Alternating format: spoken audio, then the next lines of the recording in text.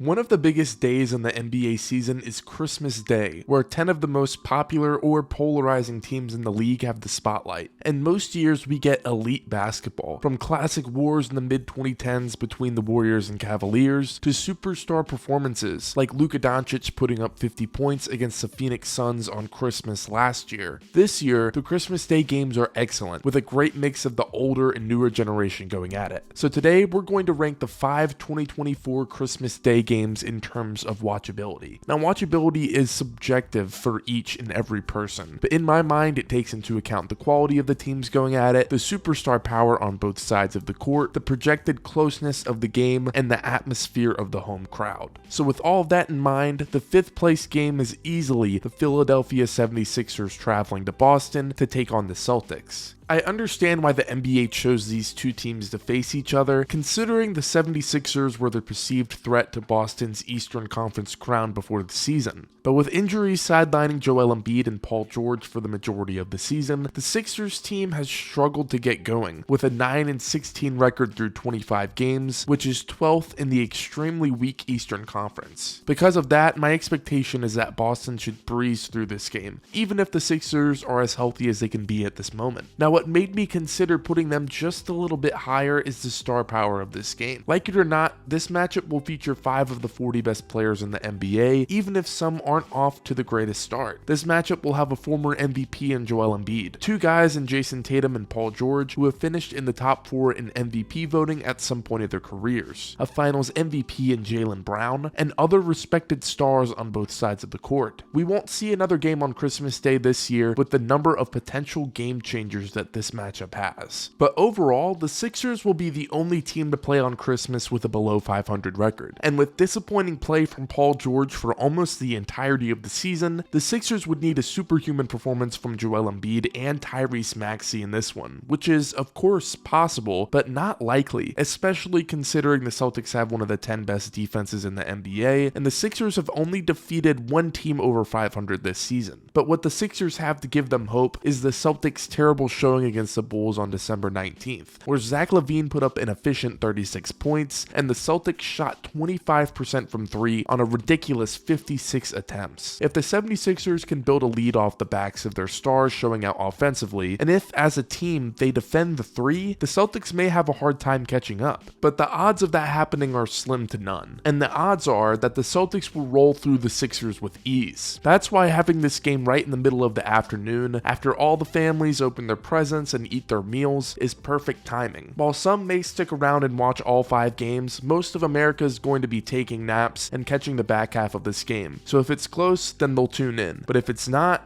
then this is a game to take a small break from the non-stop NBA action. Which now brings me to a tough decision where I'll have to put the Denver Nuggets at the Phoenix Suns in the 4th spot. From here on out, every game I'll mention will likely be a close competitive matchup for one reason or another. And with the star power in this one, including 3 former MVPs, multiple All-NBA caliber stars, and Russ versus KD, you could argue it deserves to be in the top 3. But what hurts this one is 2 things. The first being Devin Booker's day-to-day status, and the second being that these 2 teams play each other 2 nights before the Christmas Day matchup. One of the biggest reasons why Christmas Day games are special is because the matchups are usually new and fresh, and it's a unique experience we get to digest. But because they play twice in 3 nights, and the Christmas Day game is the second game, it doesn't feel as special as some of the other matchups we're going to see. And with both teams reaching a rough patch of the season, we won't see these 2 teams face off at their peak form. Even still, the team I can almost guarantee that will give me a close game on any given night is the Denver Nuggets. The Nuggets have the most games decided by 3 points or less, with 8 already in the season. And even if Devin Booker can't suit up, the Suns still have competent pieces that can win you a game. And with the brilliance of Nikola Jokic on one side of the court and the greatness of Kevin Durant on the other, we're almost guaranteed to see at least one incredible performance. And because these 2 teams are in the vortex that is the middle of the Western Conference, each game counts, and a victory here could slide one team up 2 spots and another team down 2 spots. But another factor I haven't mentioned is the home crowd atmosphere. And while I think Phoenix could certainly get hyped for this matchup, especially after Matt Ishiba lowered the price of concessions, the other 3 games are top-notch atmospheres and are going to have a big game feel to it. If Devin Booker ends up playing this game, you could maybe convince me to put this one higher, but for now, it lands at number 4.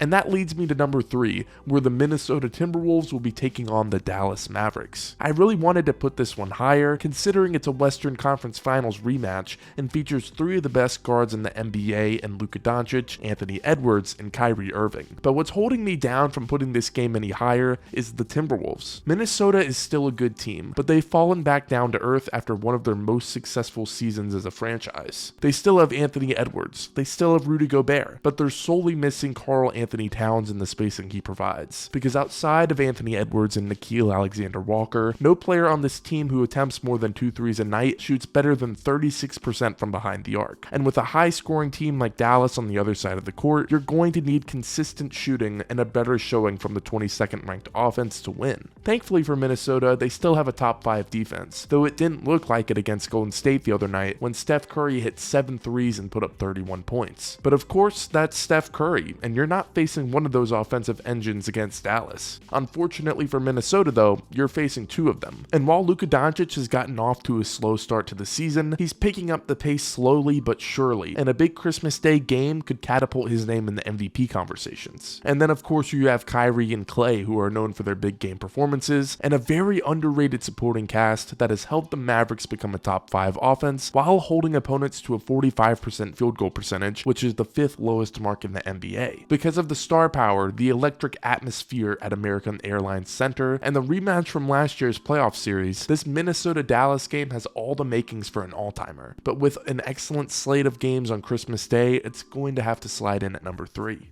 At number 2, I'm going with the San Antonio Spurs traveling to Madison Square Garden to take on the New York Knicks. Now at first, you may question why I have this matchup second on the list, considering the talent in each of the other games. But hear me out for a second. On March 29th, the Knicks traveled to San Antonio in their second and final matchup of the regular season, and it was fireworks. The game ended in overtime, where the Spurs barely edged out the Knicks 130 to 126, and in this game, Jalen Brunson had 61 points with 25 made shots, and Victor Wembanyama put up 40 points and 20 rebounds. As far as individual performances go, it doesn't get much better than that. If we can get even 80% of what that previous matchup was, as well as a roaring Madison Square Garden Christmas atmosphere, then we're heading to a phenomenal game. And that's without mentioning the quality of these two teams. The Knicks were one of the Eastern Conference favorites heading into the season, and while their record may not look the flashiest, they're hitting a little hot streak, winning 8 of their last 10 and sitting in 3rd place in the Eastern Conference. Meanwhile, the San Antonio Spurs have made the most of Victor Wembanyama's second season in the NBA by adding proven vets to fill out the rotation. That, along with an offensive leap from Wemby, has helped the Spurs become more consistent and overall better than they were last season. And now they sit in the middle of the West, where, as I've said already, every game counts. The quality of these teams are impressive. The atmosphere is going to be electric. So what exactly holds this contest back from being number 1? Well, compared to the rest of the games, the star power is just not the same. Sure, Wemby, Chris Paul, Jalen Brunson, and Cat would be top-notch on almost any given night, but 3 of the previous 4 matchups feature at least one former MVP, and the one that doesn't has arguably a top 3 player in the NBA and the man responsible for one of the most iconic shots in NBA history. Because of that, it's hard to compare a matchup with an all-time great past his prime, and likely a future all-time great, to others that feature all-time greats in the prime of their careers. So while this game may take the cake for being the most entertaining and might be the most competitive of the day, it will fall short of that illustrious top spot. And of course, if you haven't guessed already, the number 1 position has to be the Los Angeles Lakers taking on the Golden State Warriors. The defining rivalry of the 2010s, that being LeBron versus the Warriors, will get the center stage on Christmas Day, and rightfully so, considering the wars these two teams have been through in the past couple of seasons. While the quality of the teams aren't as high as some of the others competing on Christmas Day, both the Warriors and Lakers are around the same ballpark, which makes for excellent television when they play. Their star power here is elite, with LeBron, Steph, AD, and hopefully Draymond if he's healthy to suit up. Partner that with an elite San Francisco atmosphere and high stakes in the Western Conference, and this one should be good. What this game is going to come down to, though, is the play of Anthony Davis. This season, AD has been phenomenal as an offensive threat, but every once in a while he puts up a stinker, as in 4 of his last 10 games, he's been held to 15 points or less. And while his efforts will always be seen on the defensive side of the ball, the Lakers are relying on him more and more with each passing day, and they need him to have a good game to get a victory.